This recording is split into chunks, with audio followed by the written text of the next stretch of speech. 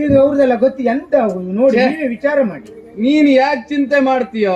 ನಿನ್ನ ಹೆಂಡತಿ ಮಕ್ಕಳ ಬಗ್ಗೆ ಯಾಕೆ ನೀ ಚಿಂತೆ ಮಾಡುದು? ಯಾಕೆ ನಾನಿದ್ದೇನೆ ಅವರಿಗೆ, ನಾನ್ ನೋಡ್ಕೊಳ್ತೇನೆ. ಯಾರನ್ನೆಲ್ಲ ನೋಡಿಕೊಳ್ಳುವನಿಗೆ ನಿನ್ನ ಹೆಂಡತಿ ಒಂದು ಹೆಚ್ಚೇನ? ಇದು ನೀವು ಹೇಳಿದ್ದು ನಮ್ಗ ಅರ್ಥ ಆಗ್ತದೆ, ಆದ್ರೆ ಗೋಡೆಗೆಲ್ಲ ಕಿವಿ ಉಂಟು.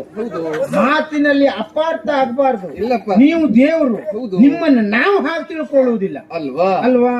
ಹಾಗಾಗಿ ನಾ ತಿಳ್ಕೊಳ್ಳಿಲ್ಲ, ಇದು ಹಾಗೆ ಹೇಳ್ಬಾರ್ದು. ನೀವು ಸರಿ ಮಾಡಿ ಹೇಳ್ಬೇಕಾ? ಮತ್ತೆ ಈಗ ನಿನ್ನ ತಲೆ ಹೋದ್ರೆ ನಿನ್ನ ಹೆಂಡತಿ ಮಕ್ಕಳು ಅನಾಥರಾಗ್ತಾರೆ ಅಂತ ಹೇಳಿದಲ್ವಾ? ಹೌದು.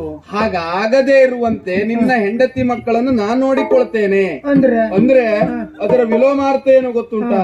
ನಿನ್ನ ತಲೆ ಹೋಗದಿದ್ದಾಗ ಕಾಯ್ತೇನೆ ಅಂತಲೇ. ಅಲ್ಲ, ನೀವು ಸುತ್ತಾಕ್ ಬಂದು ಎಲ್ಲಿ ಬಿದ್ರಿ? ನಾನು ಹೀಗೆ ಹೇಳಿದೆ. ಅದೇ ನಮ್ಮ ತಲೆ ಹಾಳು ಮಾಡುವುದೇ.